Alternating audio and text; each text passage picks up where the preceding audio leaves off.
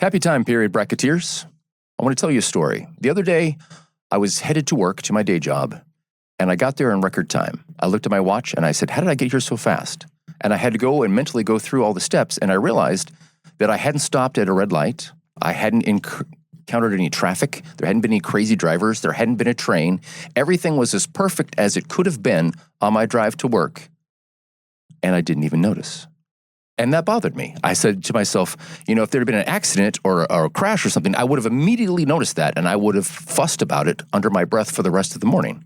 But everything went awesome. I had so much to be grateful for, and it didn't occur to me. It didn't even register on my radar. And so I started thinking about that, bracketeers, like, why is gratitude so hard? And that is what we're going to talk about today.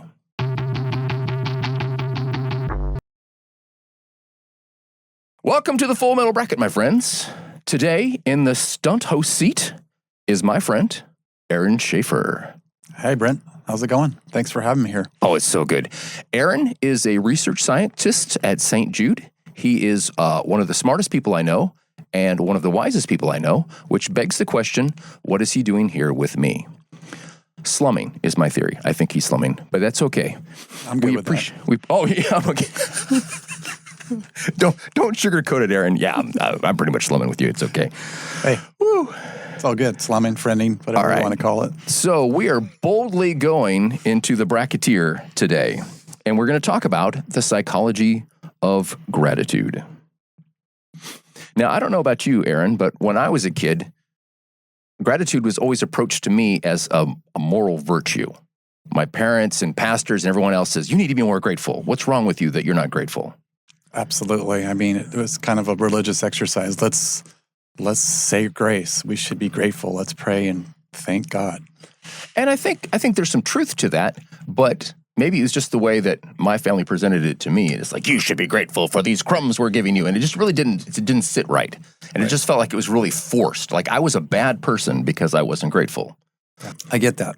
So as I've been thinking about it, I think I've done a little thinking, a little digging, and it seems to me that we're all bad at gratitude. I would agree. I think that the brain is wired to be bad at gratitude.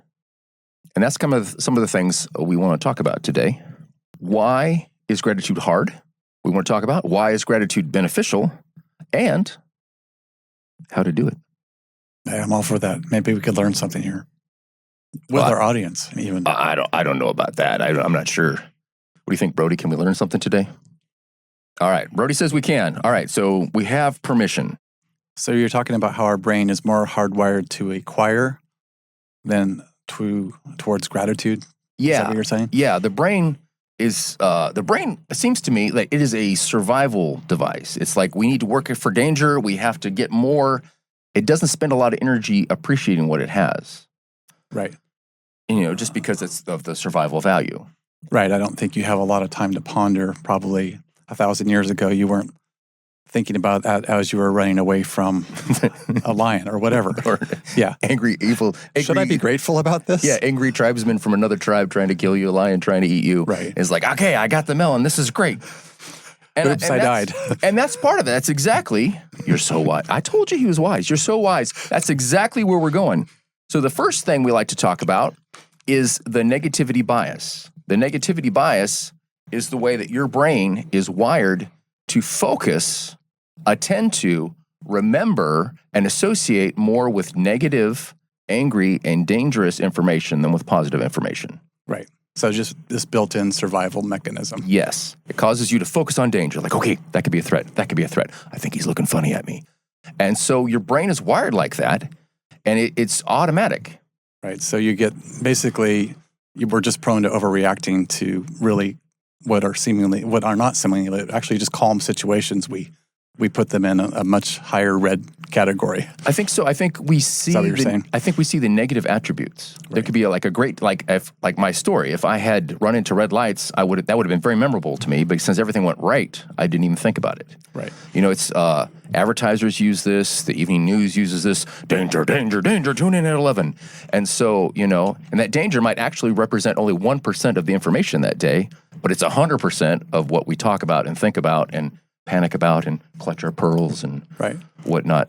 And it's great marketing, right? It works. You look at a lot of movies that are still using action, guns, and violence. Yeah. Clearly, it's a universal top seller for grabbing people. I'm already going on a rabbit trail, but I was on video the other day, and I saw this video came on. It's like, this city is the most dangerous in the world. It kept getting closer and closer. There's a murder every day. People live in abject fear. And I'm like, oh man, the Northeast is terrible. Memphis, Tennessee. I'm like, no. I live here. That's not true. What are you talking about? Don't go in there. Beware, there's dragons. And I was like, oh, come on. Only downtown. Come on. And there was a bunch of comments. Oh, yeah, I never go there. I went there once and I ran away in fear. I wet myself. I'm like, oh, come on, people. Anyway, anyway. Okay. So Memphis Rabbit Trail. Yes, Memphis Rabbit Trail. So, Aaron, you work with tests and studies and data. So, if I understand correctly, there's two types of errors. There's like a type 1 error and a type 2 error, like a false positive and a false negative. Sure, you get false negatives, right, when you got tests. Right. So you think, hey, everything's good. But that's probably the worst of the two. When someone gets a false negative and they're like, oh wow, I'm cancer free, and it turns out, yeah, that was a false negative. Whatever the test was didn't pick up on what was actually there versus the false positive. So sometimes with a false positive, it's better to be cautious than overly optimistic. Correct. The brain agrees with you. The brain would rather go for false positives of danger than false negatives. The brain would rather that you saw a stick and thought it was a snake and freaked out and embarrassed yourself than you reached out to grab a stick and found it was a snake and it bit you. Right. It doesn't care about your stress. It doesn't care about your mental health. It doesn't care about your psychotic breakdown 30 years from now. Are you alive at the end of this interaction? Right. So you could end up seeing a lot of snakes. Yes. In your lifetime. That's how the negativity bias works. Right. It's like, I think that's a threat. I think that's a threat. It's like, you think everything's a threat. That's why I'm alive. That's Prince of Pride. You think everything's a trap. That's why I'm still alive. Absolutely. Speaking of snakes, I know this is kind of a rabbit trail, but I almost stepped on a snake fishing. So I don't know if this has anything to do with negativity bias, but when you get so focused on something, sometimes you lose that negativity bias. So maybe that's the safety function there. It's just trying to keep you from being an Aaron. It's like, don't be an Aaron. Yeah, exactly. It's like, well, that's it, because you're focusing on the fish, the prize. Okay, this is good, and you forget about the bad. Exactly. And the negativity bias is to make sure that you think about the bad twice as much as the good. Right. So that you don't get bit. So it can be a good thing. So the catchy little thing I came up with when it comes to negativity bias, the brain says, when in doubt, let's freak out. That's just kind of how the brain. That. Yeah. So the second thing we want to talk about is the world's most awkwardly named cognitive bias.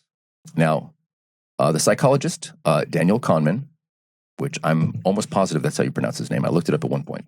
It's not Kahneman, it's Kahneman. I don't want to sound like an ignoramus from Memphis here. I don't know how to pronounce nothing. He's not a con man. He's a conman. Right. Yes. Lots of extra H's and N's and E's and stuff. Right. So Daniel Kahneman, who wrote Thinking Fast and Slow, he became the Nobel laureate. He's like the most popular psychologist in the world. Oh, wow. Well, he did unfortunately die, but he was the most popular psychologist in the world.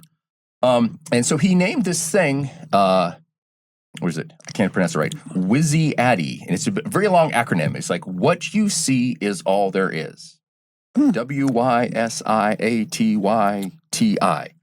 WYSIATI. Yeah. Okay. So he's a great thinker, not really good on the branding. The trademark WYSIATI, not so good.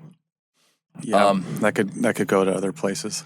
So basically, what that means is that your unconscious mind is happy to make stories just from the things that are at hand. It's like it doesn't notice how little information is there before it starts spinning a tale. Okay. So we're talking about like filling in the blanks, kind of? Yes, it's filling in the blanks. So you come into a room, you see a hairbrush, you see a towel, obviously there was a shower here and this other thing. And it could be completely wrong. You've got these two pieces of data, but you put it all together. And the amazing thing, the bias is not that you put it all together; it's that you put it all together and you didn't realize that 3/4 of the story was missing. Oh wow! Is the brain's ability to take conspiracy theories are a great example of this. You take these 2-3 different facts together, and suddenly they come together like magnetism. And so, oh yes, it's clear to me what happened. It's like it's not clear to anyone what happened. It's still a mystery. It's always an error to theorize before the facts or whatever. Right. Like, oh, well, let's theorize away. Right. Is that the same kind of what most of the audience would know as being in the variability in eyewitness accounts? Yes. That's another thing. Yes, because they're taking it from their own point of view, and the different points are salient to them. Like this is the important part that I saw. I interpreted it this way. Right.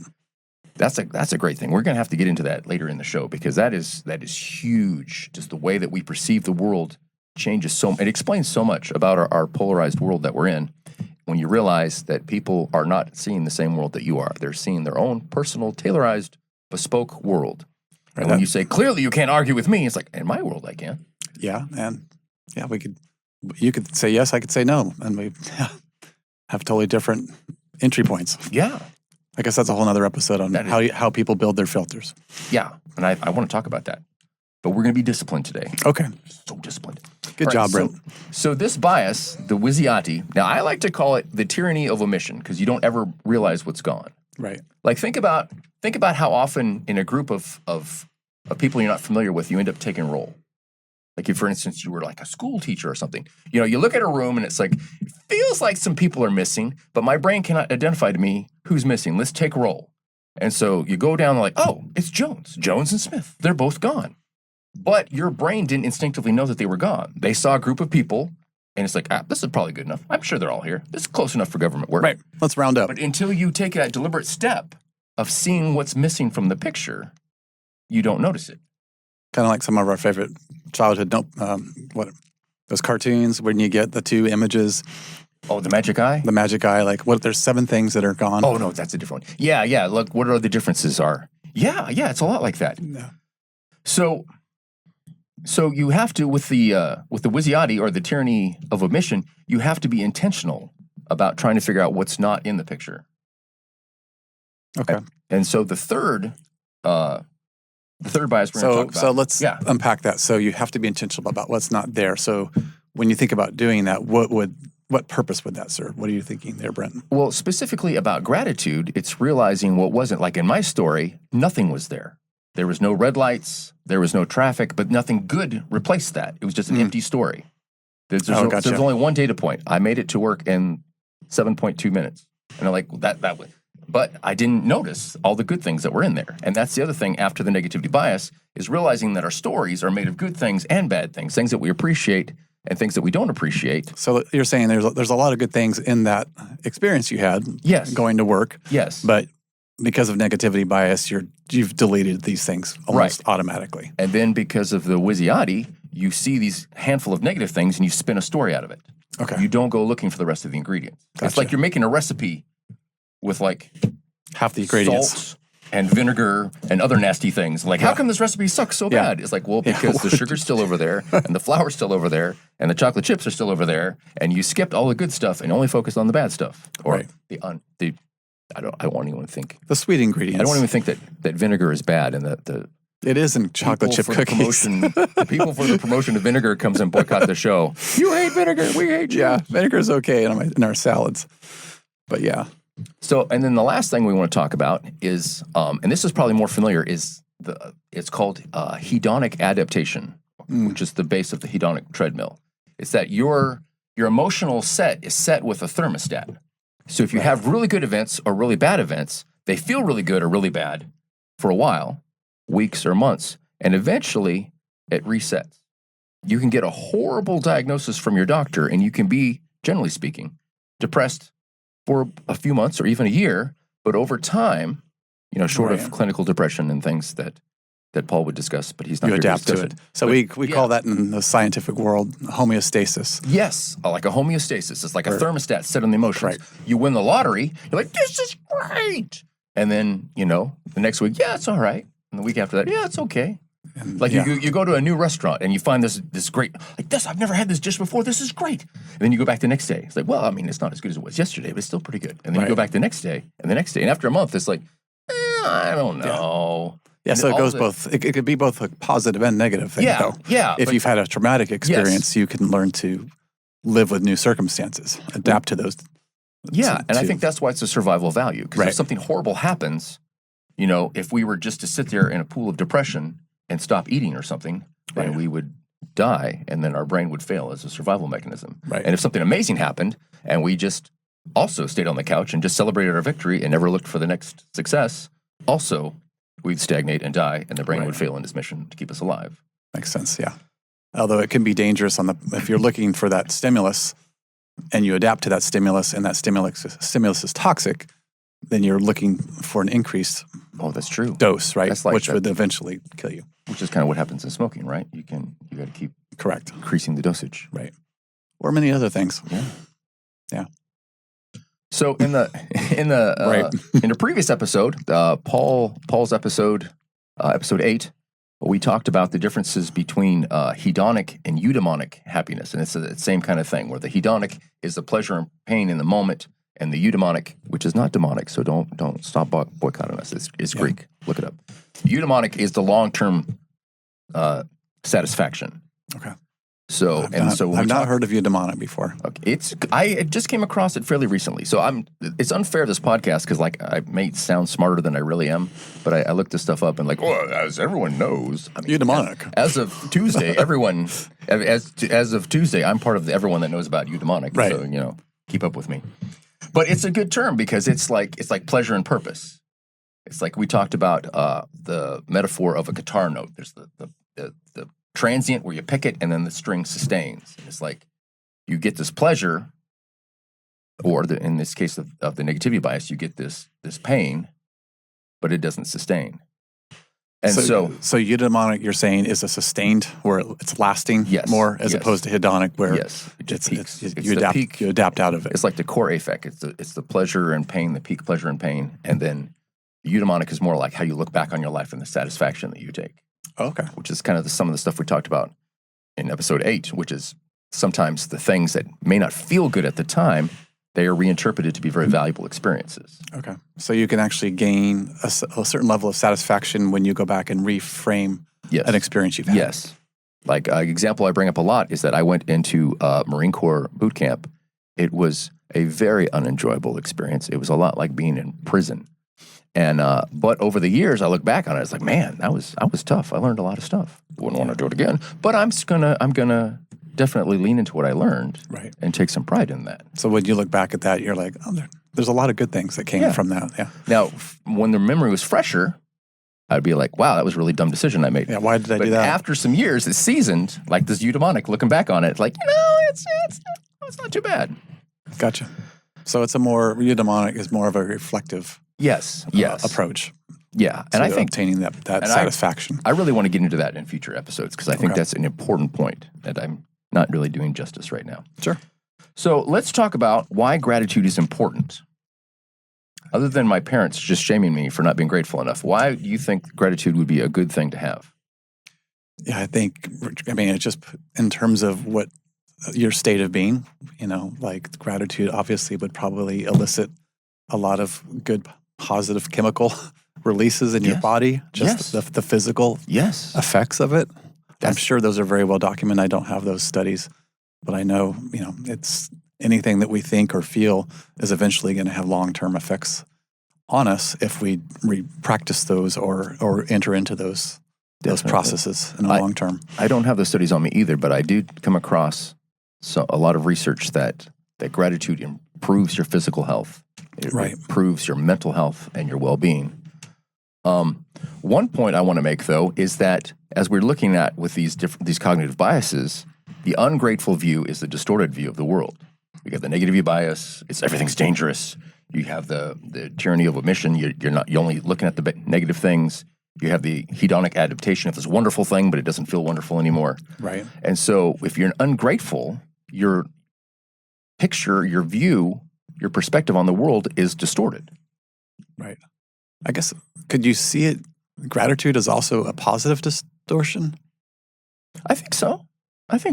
Like you're interpreting maybe not a distortion. Maybe it isn't more trying to look at reality for what it is. Maybe that's, or being able to interpret reality closer to what it actually is. I think so. I think there are some people that are toxic positivity and they are Pollyanna and they see things better than they are.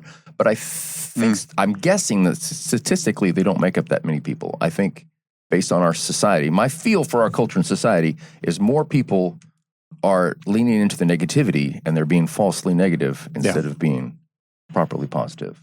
I would agree. For the most part, I think I've been into a lot more negative individuals compared to overly positive. And to make it personal, whenever you run into those Pollyanna people, it really throws off the balance because you're trying to tell people to be more positive. You're like, oh, like her. Like, no, not like her.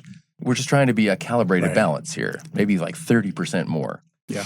Or are you a Lego? Like a Lego person? That's when I think of overly positive people, I think of Lego people. From like the Lego movie? Exactly. Oh, yeah. We got to do this. Sorry. Everything is Just awesome. came to my mind. Everything is awesome. Exactly. Everything is cool when you're part of the team. It's okay. Breaking into song is part of our thing. It's absolutely. Right. I love that. Interlude with the Legos. So, but having gratitude also makes for a more satisfying, enjoyable experience of life. You look at life more accurately, and you enjoy your experiences more. Right. Yeah. The thing is that, and so these things are going to happen anyway. So these negative things are going to happen to you, whether you try to create a positive interpretation or not. I guess the question is, what allows you to positively interpret most situations in your life? Well, we're going to come with some practical tips that my friend Aaron sent me, so it's going to be really cool. We're going to get there in just a second. Okay. All right. But yes, that's good. That's just a good point. Little prompt there. See, he's excited. See that? He's excited. Woohoo! This is going to be so good. But real quick, I want to connect gratitude to some of our work on the hero's journey framework. Gotcha. So going back to part of the problem is when you lack gratitude, it can throw off the things that we try to teach you about making your own story. You can end up clinging to comfort instead of accepting the quest. Right. You can end up focusing on the pain and adversity instead of the satisfaction of growth, which is that hedonic versus the eudaimonic again. You're focusing on the pain of the immediate, and you're forgetting about the long-term rewards for that. So that negativity bias almost is inherently a retreat, a cause to retreat. I think so, yeah, because you're looking for danger everywhere. Right. Okay. A retreat or attack, that could be different. That's true. But generally, from the hero's journey, you could retreat from the call of adventure that's calling you out. Or if it was more intense, you might end up becoming the antagonist or the dragon and attacking other people on their journey. Right, and I guess that goes back to how you're seeing the situation. Yeah. Gotcha. So when you cultivate gratitude and you make more deliberate interpretations of your life events, you're less reluctant to accept the shift in your story. And you're less reluctant to step out as a protagonist. You become more willing to do the work that we've been encouraging people to do. As you're saying, you're more willing to step out as you develop this more sense of gratitude. Yeah. Okay. Yeah. I'd like to hear more about that. How that happens. Well, how do you see that propelling the protagonist? I see it because gratitude is all about how you interpret your events, right? So if in two different cases, there's the call to adventure. And then there's the embracing the adversity. The call to adventure is part of how you go out and you start the quest, and the embracing adversity is how you grow. But if you don't embrace the adversity, you don't grow. So if all you see is this adversity, like the boot camp thing, if all you see is the pain and the suffering and the push-ups and the squat thrusts, then you don't see the new development, you don't see the new discipline, you don't see the muscle tone. You're reluctant to jump out and engage that story. So basically, seeing adversity as a way, like you're saying, to grow. Yes. That there's a purpose behind this, and looking beyond the immediate pain, and saying, hey, this is growing me and getting me and preparing me for something. Yeah. And so if you complete that thought, you become a little bit you become grateful for this unpleasant experience. Right. Not so, thank you, sir, may I have another? Not like that. But you interpret this as a positive thing, as a net positive thing. It's not no discipline is pleasant in the time, but it produces a good fruit. Right. Yeah, so it's a mindset. It's very much a mindset. Yeah. I think I could just think of that. Yeah, I think the gym analogy hits home to me a lot because I'm in the gym 3 or 4 days a week. So not a grateful, I got you. Not a great experience. I didn't understand the gym analogy. I thought you said the gymnology. And I'm like, do you study gyms? I'm like, ooh, Aaron is a man of untapped hobbies. I didn't even know this about him. Yes, I look at all the gym equipment all across the city. It's a whole nother study right there. All right, so let's look at real quick. We like to use story examples here. So let's look at a couple movies that explain gratitude real well. So a movie that we've talked about before is Groundhog Day. We talk about Phil Connors being locked in this loop of the same 24 hours for thousands of years. That was your estimate. Yeah, As that I was recall what from the writer wrote. Was that episode 1 you talked about that? Yeah. Oh, well, it was, Or was that 2? 6 or 7. Anyway, I don't know. We've talked about it several times. Through all the episodes. But the comments came back. We threw this out on the interwebs, and the comments came back, and it said, some people said it was 30,000 years. And it's like, and I looked it up, and that was true. So, okay, so depending 30,000. on which writer and who you quote, they were talking about maybe he was locked in this loop for 30,000 years because he was such a terrible person. He had to. But anyway, the point I wanted to get at is that he starts this loop, and he dislikes everything around him. He's in this tiny town. He's a big city man in a tiny town. He hates it. He's trapped with these little crew. He hates them. He's like attracted to Andie MacDowell, but he doesn't respect her. He's just trying to seduce people. He's just trying to get his way. Very selfish. Very selfish. So it's everything that he doesn't like in his life, but over this loop of the movie, he learns to appreciate it. He learns to be grateful for it. He learns to lean into it. I'm curious to know, like, at what point was he learning? Was it Well, that kind of comes into the try-fail cycle. after he jumps off the cliff? Yeah, well, see, that was the thing. He would electrocute himself and drive off the cliff, and he was really depressed. And then when he realized that wasn't going to work, the fail and the try-fail cycle. So maybe after like 10 suicides later. He just... Or 1,000, who knows? I don't know. But eventually, when he realized that there was no way out except through. Yeah. So it's like that. There's no way out except through. Yeah. He tried to get out. He outed himself many times. And then, but he finally, by the end of the movie, you get the feeling he's like, everyone loves him and he loves them. And he really finally appreciates where he's at. Yeah. I think that was a lot of pain to get there. I think so. Yeah. Another example, and I rewatched this. I watched the movie Up. I didn't realize until recently that I had never seen it a second time. This movie is so emotional that I'd only watched it once. I'd only seen it a gazillion years when it came out. I'd have to review it to get a full... Well, I watched it the other day. Breakdown of it. May or may not got misty. I watched it the other day.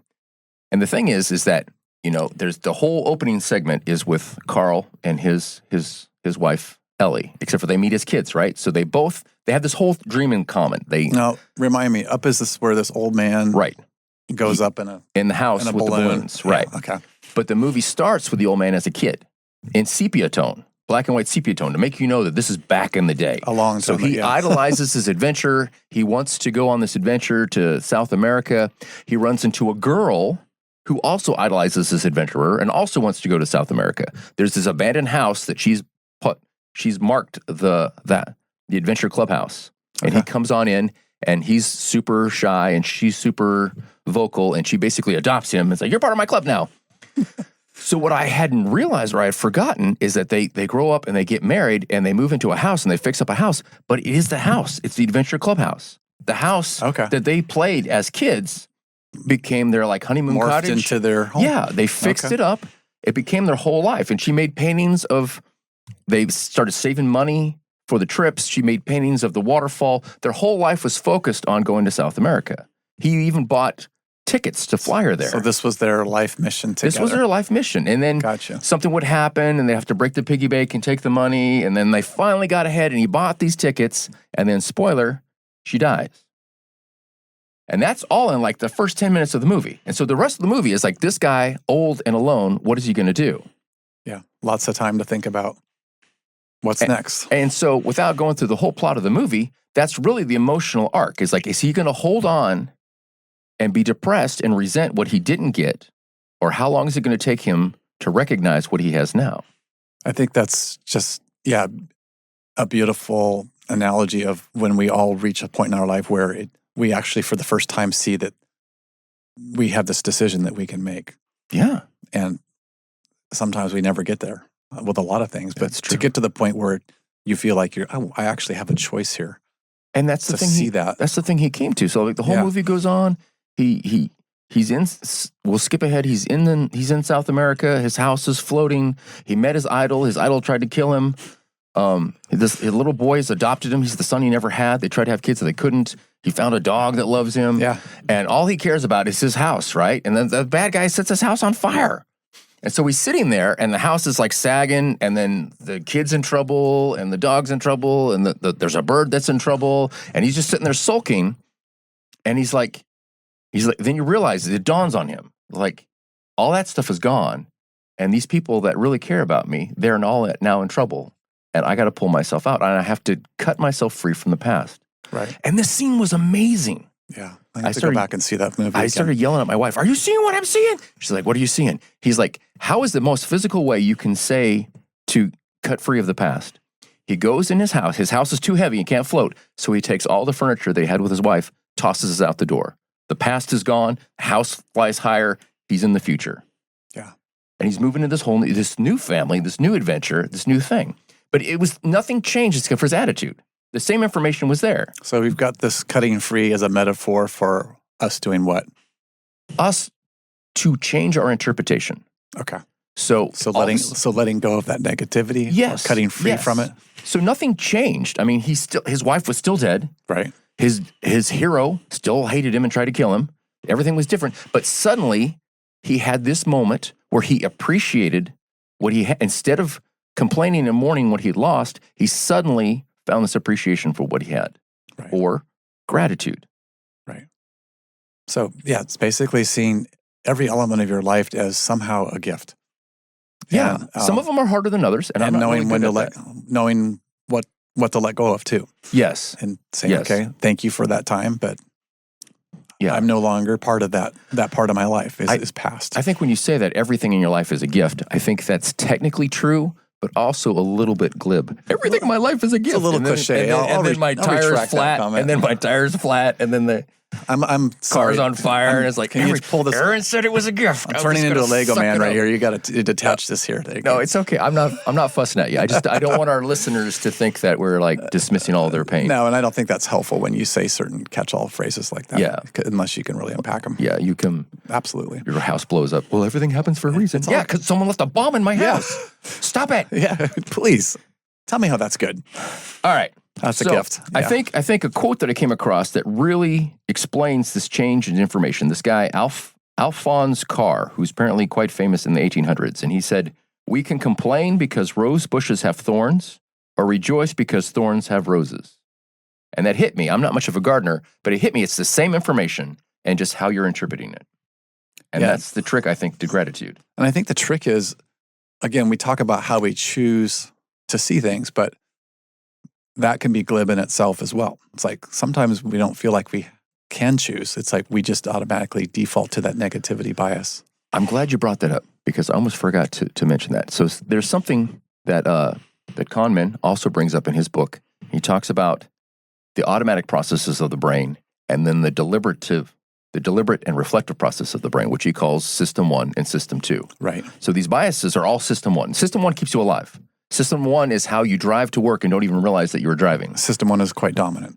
System 1 is fast and powerful and 95% of the time does a great job. But every once in a while, you have to say, System 1, you've done a wonderful job. I don't want to question your results, but I'm going to take that and throw that back out for a second opinion. I think maybe my life doesn't suck as much as you have implied that it does. Let me sit down here and deliberately reflect on my life, bring my fancy mathematical, logical System 2 brain online, shift the gears.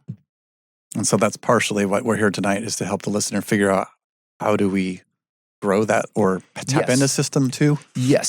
So for our bracketeers tonight, we're going to show you three different ways. Three. That's not even a Southern thing. That's pretty good. I can't even blame that on Memphis. I just can't talk. So we're going to talk about three different ways that you can cultivate gratitude. And these are ways that you bring your System 2 online to correct and override your System 1.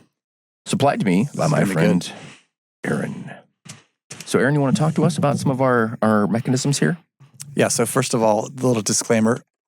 I'm still learning how to cultivate an attitude of gratitude or how to be a grateful person in my own life. So I'm not in any way a master of this. So yeah, we're all learning and going on this journey together. So. And that's one of the values that we continue to review on this show is that we don't have it all together. And in fact, we sometimes fail in public here on this show. And that's what we're trying to normalize for our listeners. We're not the gurus that have all the answers. We have a compass that we think is probably the right direction. and we trip over our own feet as we do it. Absolutely. And then we let you guys learn from our trip ups. Yeah, and you can laugh too as we on the show, fumble. you better. A lot. Yeah, so I started, I guess the first practical measure for developing gratitude and developing a lot of other things, but not just gratitude, but it's just journaling, taking that time, which a lot of us don't have in our busy lives today, to sit down and actually reflect and write down thoughts and trying to reach back into unpack or find those positive events that we automatically got rid of thanks to system one. Yeah. Can we rediscover those and bring them back into the story and to make that story full? Exactly. The journaling is a way to bring your system 2 online and to really think about your life and reflect on it and to go deep and to overcome these biases that we were talking about. Yeah.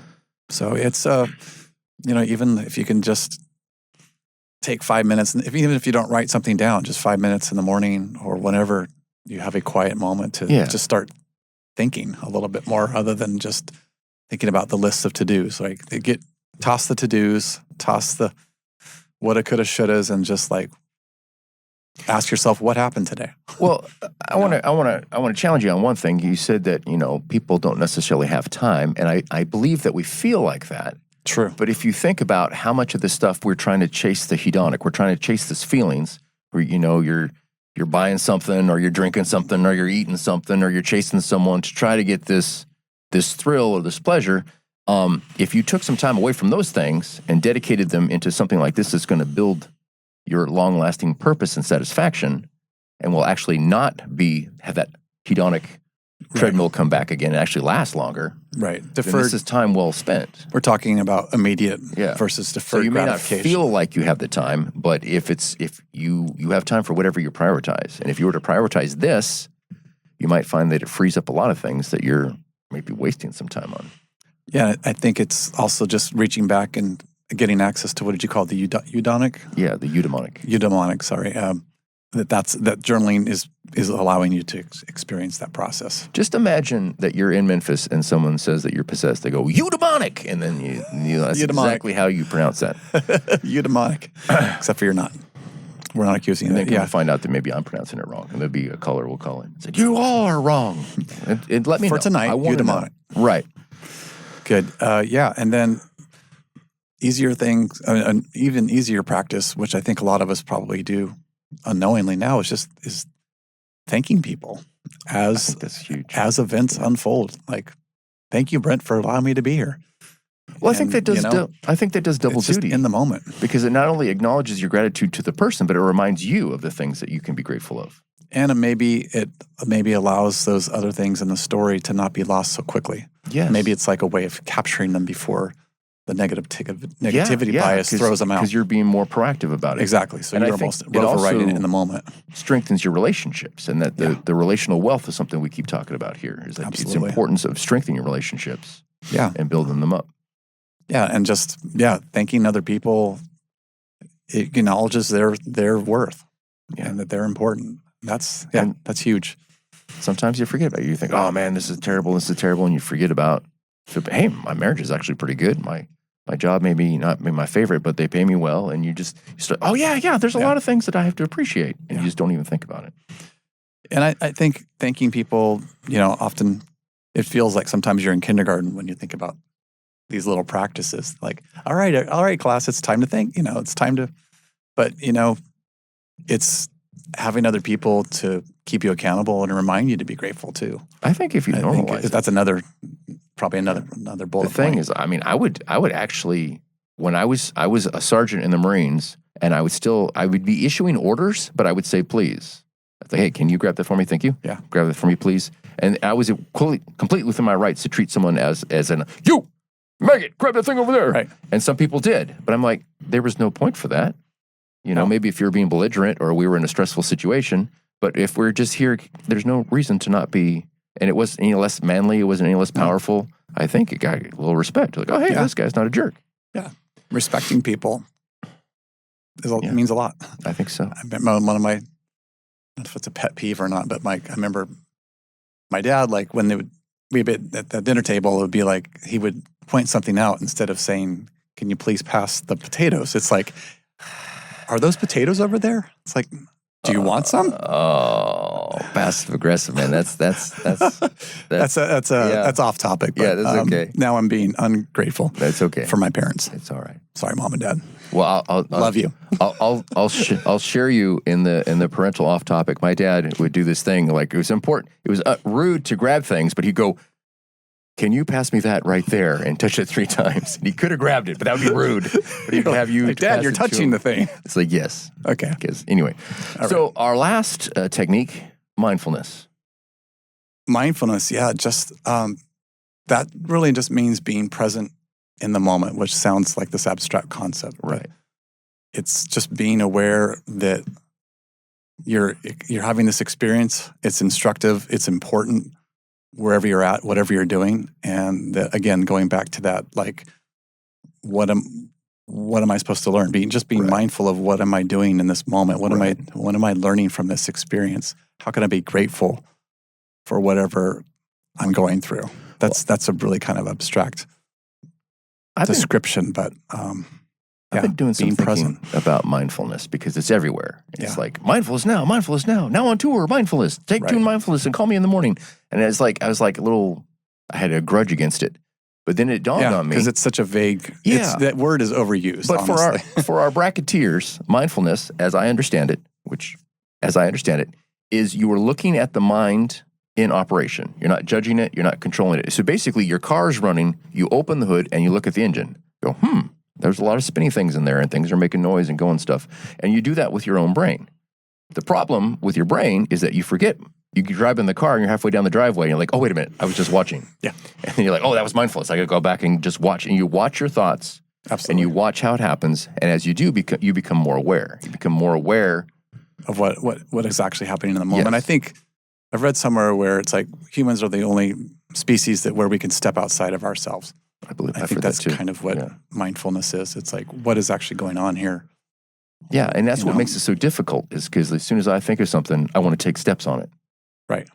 But you're like, no, you just watch your thoughts go by. And bracketeers, I am not very good at this. I am terrible at this, but I do try from time to time. I try to be more mindful. It's difficult, but it helps you with your emotional regulation. It helps you be less worried about the future. It helps you just have a more satisfying life and to be more grateful. Yeah, and it pulls you out with whatever emotional experience you're going through. You're no longer part of that experience. You're looking and you're evaluating, why am I sad? Why am I being angry right now? Right. And that automatically itself, I think, de-escalates whatever feelings you're feeling immersed or trapped in. I think you're right. Yeah. I think you're right. All right, so we have come to our takeaways. So we'll leave you with a couple questions, my dear bracketeers. What events in your life have you not been finding value in? Are there things in your life that you just are automatically thinking that they suck, and maybe you should reevaluate that? What can you do to change those values? And is there a good thing in your life that you're not appreciating enough? Maybe a relationship or an opportunity, and you just realize that you have just overlooked it. Those are the questions that we have for you this week. Think about it. Get back to us with your answers. Contact us at contact@fullmentalbracket.